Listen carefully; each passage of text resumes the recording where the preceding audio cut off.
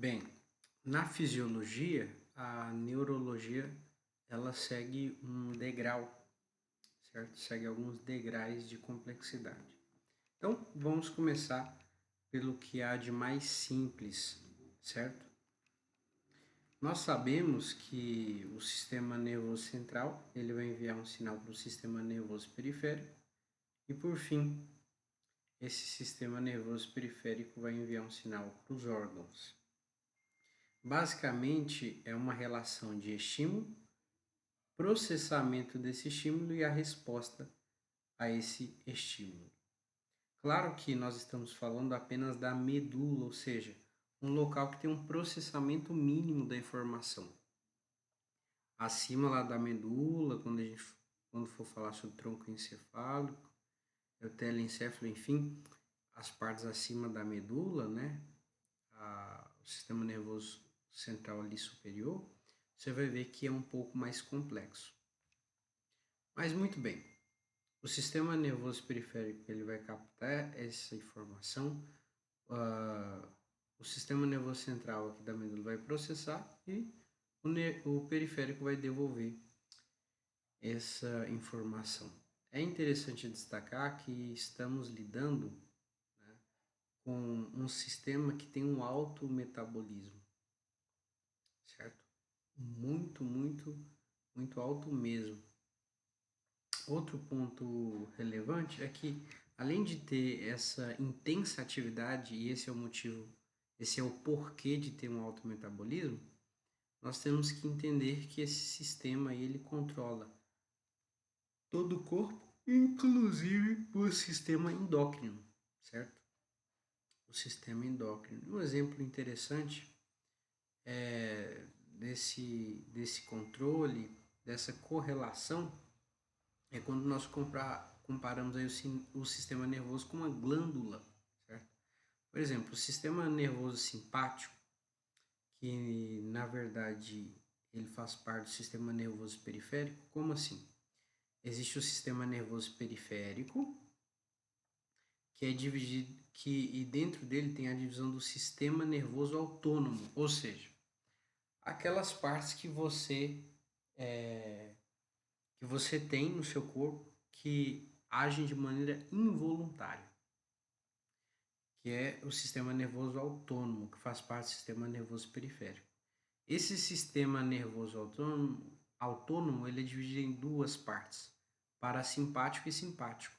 O simpático libera noradrenalina, por exemplo, que estimula a glândula adrenal a secretar adrenalina.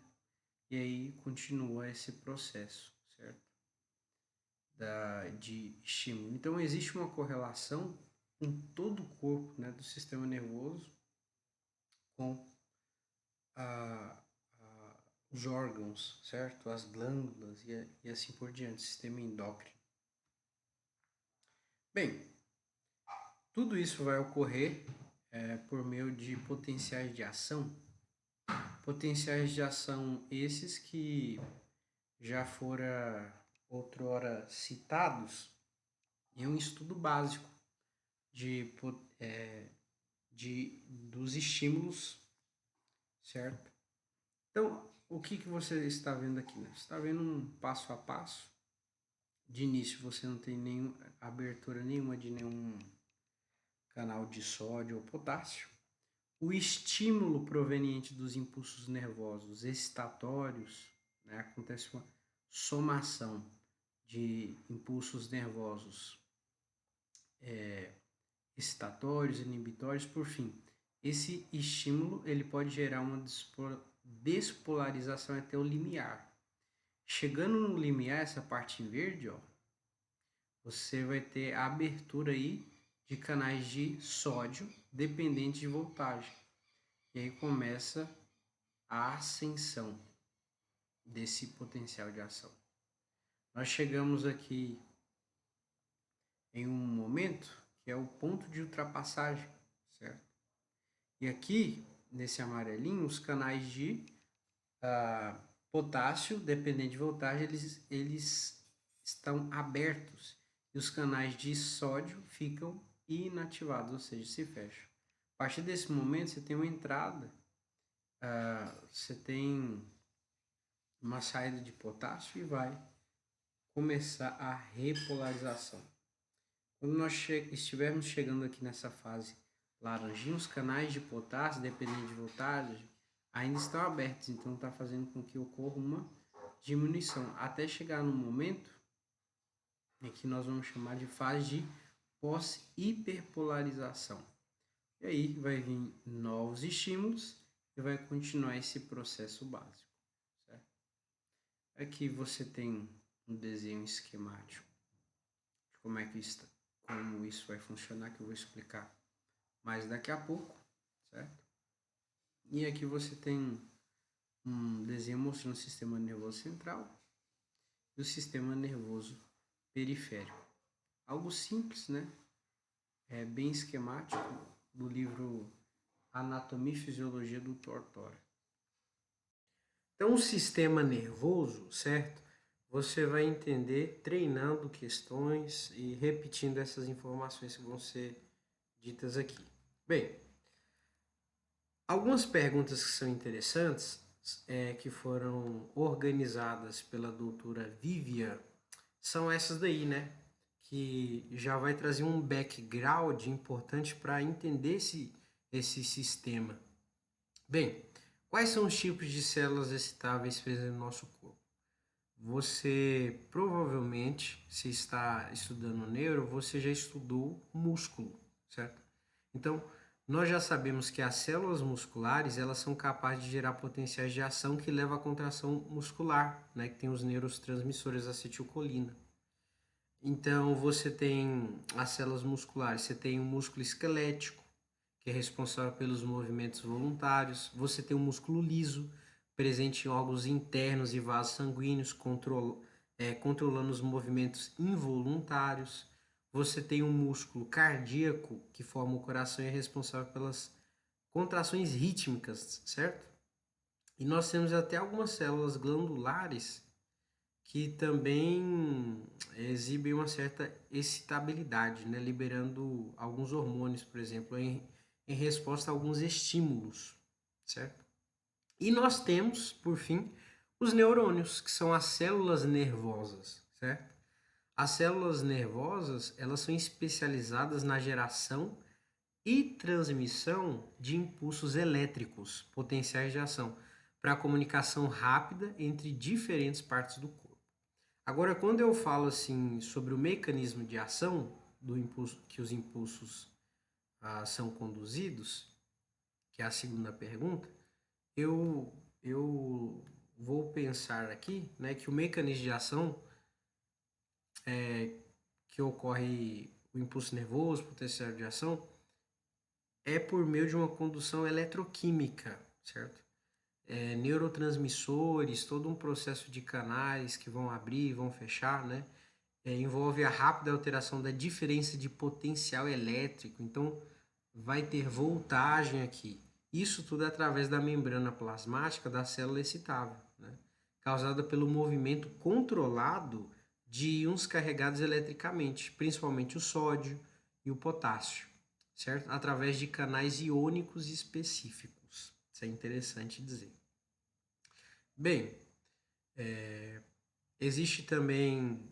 Vamos já para a terceira pergunta, para sermos objetivos. Após definir esse mecanismo de ação, explique como ele ocorre. Já foi explicado, né, de início, e é interessante lembrar que tem a fase de repouso, depois você tem a despolarização, por causa de algum estímulo elétrico. No neurônio, se chegar ali em menos 55 milivolts em neurônios, no músculo esquelético já é outro valor, certo? Você vai começar ali já a despolarização, aí você vai ter a fase ascendente da despolarização rápida, né? Quando o limiar de excitação ele é atingido. E ele vai aumentando, certo? E aí você tem a repolarização em seguida, você tem os canais ali de sódio voltagem dependente que vão se inativar, depois vai ter a abertura do canal de potássio, e aí por fim você vai ter a hiperpolarização, que os canais de potássio voltagem dependente, de potássio voltagem dependente, eles continuam abertos. aí tem um breve período após a repolarização completa, né? Aí durante esse tempo, a saída excessiva de potássio torna o interior da célula ainda mais negativa que o potencial de repouso. Então, nessa fase da hiperpolarização, eu gosto de dizer isso sempre, fica mais negativo que a fase de repouso, né? E aí depois você tem um retorno ao potencial de repouso com a bomba de sódio e potássio que continua a trabalhar. E aí que vai restabelecer as concentrações iônicas normais e o potencial de repouso da membrana. E aí os canais de potássio voltagem dependentes se fecham. E aí continua esse processo. Aí atinge o limiar, abre o canais de sódio, aí vai, certo? É interessante dizer que a condição do potencial de ação, né, ao longo de um axônio, no caso de um neurônio, certo? Ocorre por essa onda aí de propagação de polarização, despolarização, certo? Explique o que é uma sinapse. Bem, em termos, na síntese do resumo, a sinapse é o ponto de comunicação entre dois neurônios, certo? Entre o neurônio e uma célula efetora, né, como uma célula muscular ou glandular. Né? É a região onde a informação ela é transmitida de uma célula para outra. Né? Isso daqui é o que é relevante para a fisiologia. Bem, existe dois tipos de sinapses, né, que é a quinta pergunta. Diferencie, certo? Bem, a sinapse química, ela vai ter aí a presença de neurotransmissores, certo? A comunicação ela vai ser mediada por mensageiros químicos, que são os neurotransmissores. As membranas das células pré e pós-sinápticas, que nós vamos ver agora, elas são separadas por um espaço chamado fenda sináptica. E aí vai ter um potencial de ação no neurônio pré-sináptico, antes da sinapse, de um neurônio a outro, que causa a abertura de canais de cálcio voltagem dependente no terminal axonal. Você vai ver esses detalhes aí nos vídeos que tem o neurônio azul, certo? Está escrito embriologia, uns videozinhos bem curtos aqui nesse canal. Não esquece de revisar. A entrada de cálcio, né, ela vai desencadear a liberação de neurotransmissores de vesículas sinápticas, que aí vai ter as vesículas sinápticas que vão estar aderidas, outras que não vão estar, enfim. Aí os neurotransmissores se difundem através da fenda e se ligam a receptores específicos lá na membrana pós-sináptica, né? Causando uma alteração no potencial da membrana, excitatória ou inibitória. Vai acontecer uma somação aí, né, de potenciais de impulsos nervosos. Muito interessante essa questão excitatória e inibitória. E vale dizer que apenas a sinapse axônica que vai ter a função de ser modulatória, que vai pegar as excitatórias e inibitórias e modular, aumentando o impulso ou atenuando, por N motivos que você vai ver nesses vídeos azulzinhos para revisar. A transmissão, né, é mais lenta devido da sinapse química, comparada com a elétrica, ela é mais lenta, porque tem que liberar uma coisa, tem que ter difusão e ligação dos neurotransmissores, certo? Mas é lenta em comparação com a sinapse elétrica, mas isso tudo aqui acontece em segundos. Né? Geralmente é unidirecional, né? Do pré-neurônio, no neurônio pré-sináptico para o pós-sináptico. E ele permite uma grande variedade de modulações e o químico, o que é o mais interessante, é que é a base da plasticidade sináptica, certo? De memória e aprendizado, que você também vai ver nos vídeos azulzinhos. Ou seja, aqui, nesse ponto que você vai ouvir falar sobre espinhas dendríticas e gêmulas, certo? Na sinapse elétrica, a comunicação é por junções comunicantes. É como se fosse uma via direta, certo? De canais proteicos que conectam diretamente com o citoplasma das células pré e pós-sinápticas. Então, como se fosse uma via direta, certo? Uma avenida direta. Ou um voo direto, você não precisa pegar conexões. Eu acho que esse exemplo fica melhor. Né? Aí você tem as membranas das células pré e pós-sinápticas, que estão bem próximos, conectadas pelas junções comunicantes. Não há uma fenda sináptica significativa, né? Como você entendeu já, né? Com essa ilustração do voo. O processo na ocorrência iônica gerado pelo potencial de ação em uma célula vai diretamente para outra, né? Essa corrente iônica.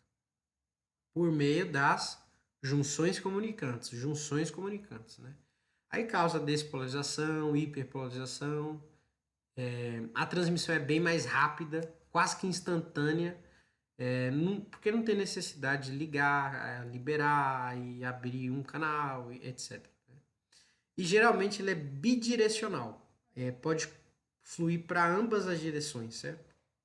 Agora que tem menos plasticidade, é menos suscetível a modulações complexas, em comparação com as sinapses químicas. Agora, quando nós falamos sobre a estrutura e divisão funcional do sistema nervoso, vou mostrar algumas imagens, mas fazendo uma introdução geral, a divisão funcional é o seguinte: você tem lá o sistema nervoso tem um central e o periférico, certo? E lá dentro do periférico tem um autônomo, mas olha só. Sistema nervoso, você tem um sistema nervoso central, e lá você tem um encéfalo, o cérebro, que é composto pelo telencéfalo e o diencéfalo, o cerebelo, o tronco encefálico, certo? Que é composto pelo mesencéfalo, ponte e bulbo. Vou repetir, ó. O sistema nervoso central é composto pelo encéfalo. Lá no encéfalo nós temos o cérebro, que é composto pelo telencéfalo e o diencéfalo. Cérebro, composto pelo telencéfalo e diencéfalo. Nós temos o cerebelo e o tronco encefálico, que é o mesencéfalo, ponte e bulbo. O tronco encefálico é composto pelo mesencéfalo, ponte e bulbo. Ainda no sistema nervoso central, que eu já falei do encéfalo, cérebro, que é telencéfalo, diencéfalo, cerebelo, no tronco encefálico, que é mesencéfalo, ponte e bulbo, nós temos a medula espinhal, tudo no sistema nervoso central, beleza? No sistema nervoso periférico, eu tenho o sistema nervoso somático, certo? Que são os nervos que controlam os músculos esqueléticos, os movimentos voluntários. Sistema nervoso somático é voluntário, né? Você tem os nervos cranianos com com uma função motora somática, muito importantes, parte dos nervos cranianos, né? Vocês têm os nervos espinais com componentes motores somáticos. Você tem o sistema nervoso autônomo, certo? Que diz respeito ao simpático, aquela resposta de luta ou fuga, né? Que é involuntário. Você tem o sistema nervoso parasimpático também, faz parte do sistema nervoso autônomo, que é todas essas aí são bifurcações do periférico. Vou mostrar a imagem, vai ser mais claro. Aí você tem o sistema nervoso parasimpático, que é funções de descanso, digestão. E você tem o sistema nervoso entérico, né? Que controla ali o sistema digestório. E o sistema nervoso, como você sabe, ele está englobado com todo o corpo, né?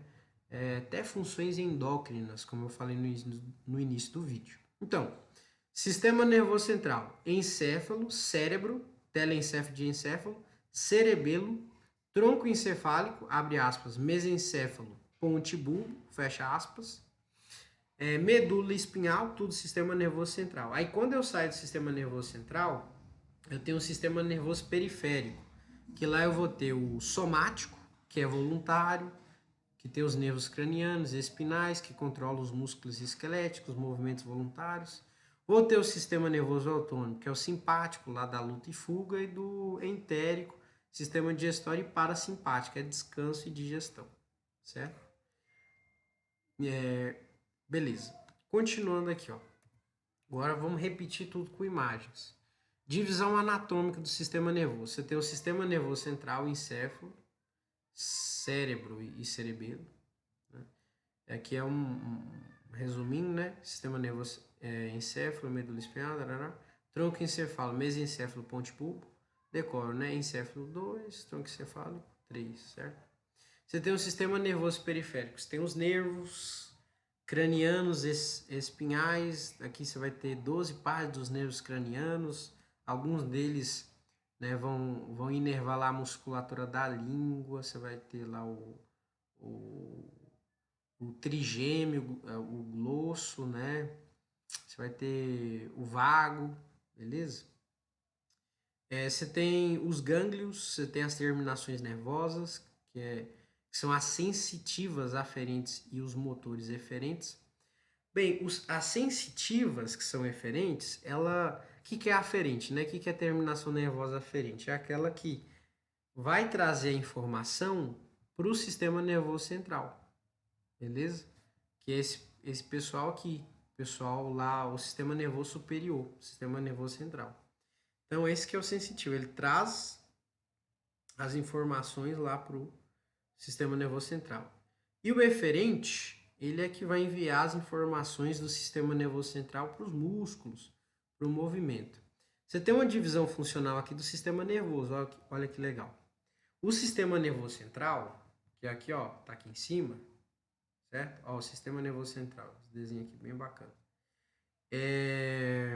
Ele faz a recepção e integra as informações, né? E aí ele faz as decisões e envia as ordens. Eferente, envia as ordens. Né? Aí, ó, ele envia as informações. Aí quando você vai para a divisão eferente, ó, manda para o sistema nervoso autônomo, que eu já te expliquei, que tem o simpático e parasimpático. Simpático é para aquela questão lá da fuga, né? Como é que é? Luta ou fuga, certo? Situação de estresse, ou outro parasimpático, descanso, digestão, né? Do sistema nervoso autônomo. Você tem o sistema nervoso somático, que tem os neurônios motores, diz respeito aos movimentos voluntários. Então, aqui no sistema nervoso autônomo, você tem o músculo liso, o músculo cardíaco e glândulas, que você não controla isso aqui, né? Agora, o músculo esquelético você controla, então é do sistema nervoso somático. E aqui você tem estímulos sensoriais e estímulos viscerais, que vão para a divisão aferente e vão para o sistema nervoso central, certo? Você já sabe a função do sistema nervoso central, receber, interpretar, processar e dar as ordens. O sistema nervoso periférico, que é esse que está aqui embaixo, né, o sistema nervoso inferior, vamos dizer assim, ele vai transmitir as informações provenientes dos órgãos sensoriais para o sistema nervoso central e do sistema nervoso central para os órgãos, tá certo? É isso. Então, ele envia e aqui recebe, sempre processando para tomar uma decisão, né? E para ele tomar uma decisão, ele precisa ter a informação aqui. Acho que ficou bem claro isso. O tecido nervoso, ele é composto pelos neurônios e as células da glia, né? A neuroglia. E aí, dá para você se perguntar, o que é neuroglia, certo? E aí eu vou dar um exemplo aqui dessas células da neuroglia, que elas têm muitas funções mesmo. Então, você pode chamar de neuróglia, é isso que eu estou falando neuroglia, mas é neuróglia, ou você pode chamar de glia, células da glia, certo? É um conjunto de células que desempenham um papel muito importante no sistema nervoso. Já li que e também baseado na fala de um professor de embriologia, que cada neurônio tem 10 células da glia ali, tá certo? Para auxiliar. Então, beleza, neuróglia. Então, beleza. Os neurônios, né, a unidade celular que é um neurônio, ele é dividido aí em pericárdio, corpo celular, dendrito e axônio. Pronto, ponto, acabou, simples assim, né? Então, você tem a unidade celular de funcionamento do sistema nervoso que produz os sinais elétricos, né? A membrana plasmática excitável, aí vai propagar o impulso nervoso, que é o potencial de ação, e vai comunicar com outro neurônio, né? Ou efetor. Aí as células da glia, elas têm diversas funções, muitas funções, mas elas não produzem potencial de ação nem impulso nervoso. O astrócito, por exemplo, ele ajuda aí, ó, na nutrição e no metabolismo neural, ele colabora para isso. A micróglia é uma célula aí, ó, de defesa, certo?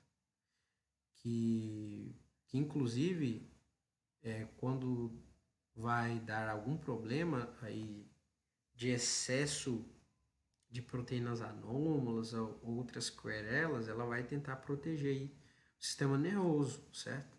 Imagina se o sistema nervoso falhar, os problemas que você vai ter, né? Esclerose múltipla, aquela doença lá daquele grande pensador físico, realmente esqueci o nome dele aqui, Dawkins, esqueci o nome dele. Bem, você tem também os oligodendrócitos aqui, né? E as células de Schwann, que elas vão colaborar aí para a formação da mielina, né? E a mielina, a bainha de mielina, ela é muito importante, ela é muito importante.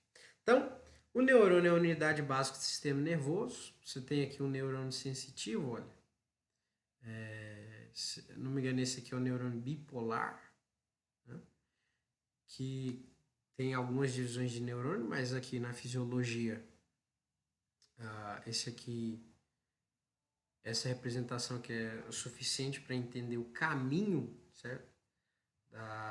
Do impulso nervoso até chegar no sistema nervoso central. E aí você tem a célula Schwann, as terminações axonais, certo? E aí aqui o exemplo você tem das fibras musculares, Bem, você tem aqui também, falando lá da bainha de mielina, acho que aqui, falando da bainha de mielina, qual a função e importância dela? Né? A mielinização, ela é extremamente importante porque ela vai estar relacionada à velocidade do impulso nervoso. Então, se eu tenho mielina, ela vai fazer um isolamento elétrico e vai fazer com que o meu impulso nervoso ele dê pulos.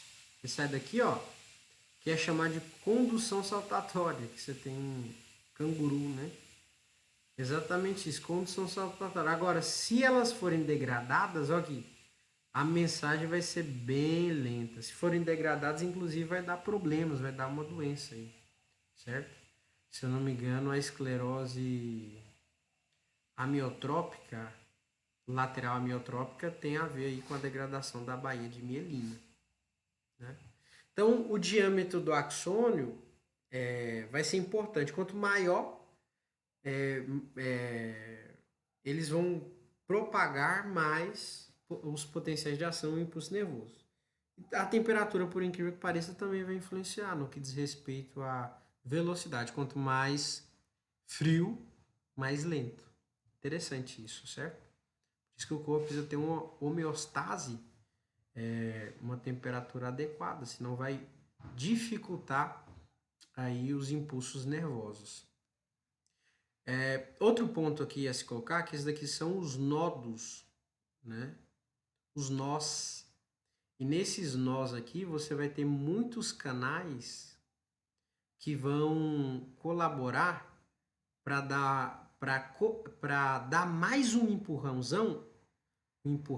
para esse potencial de ação. Então, além da mielina, nesses nodos aqui vão ter muitos canais que vão colaborar para que aumente a velocidade desse impulso nervoso. Bem, potencial de ação eu já expliquei, mas não custa nada repetir. Certo? O potencial da membrana aqui, ó, você tem aqui fase de repouso, certo? Está aqui na fase de repouso. E aí você vai ter os canais de sódio dependente de voltagem fechados, certo? Tanto os canais de sódio dependente de voltagem e os canais de potássio dependente de voltagem também fechados. Tá tudo fechado, olha aqui. Aí você tem um estímulo de despolarização, pode ser excitatório, inibitório. Enfim, você tem um estímulo, no caso menos 55, diz respeito, né, ao neurônio. Mais 15, né? Acredito que vai dar. E aí você chega no limiar, né? Que é tudo ou nada. Aí nesse limiar, você tem um estímulo. Aí quando você chega aqui no limiar, os canais de sódio abrem e ó, tem uma despolarização ascendente. Quando você chega aqui no ponto de ultrapassagem, né, a divisão da cor verde com a laranja aqui, os canais de potássio, eles se abrem. Veja que aqui foi sódio e agora potássio está abrindo.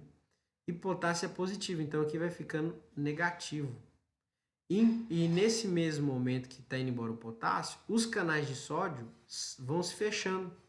E acontece a fase da repolarização. Ó. E aí vai descendo. Vai.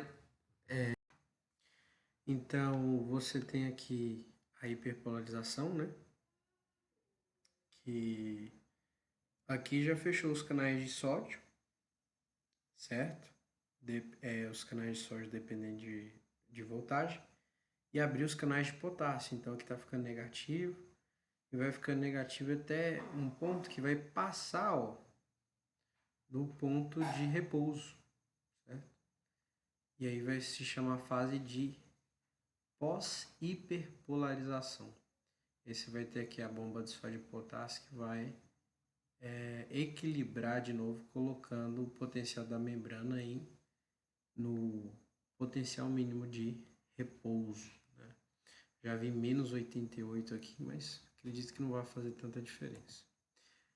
Então, a condição do impulso nervoso entre os neurônios pré e pós-sináptico, né? Aqui você tem a sinapse por meio aqui dos dendritos, né? Pericário, axônio dendritos, certo? Aí se você dá um zoom aqui no dendrito, onde está acontecendo a sinapse, você tem aqui, ó, a fenda sináptica, certo? Onde vai acontecer a sinapse, e aí você tem aqui canais de cálcio, que vai fazer com que essas vesículas cheias de neurotransmissores seja exocitada, né? E aí esses neurotransmissores vão ser liberados, vão se ligar aos receptores, ionotrópicos, metabotrópicos, enfim, e continuar esse impulso nervoso, essa estimulação, esse potencial de ação.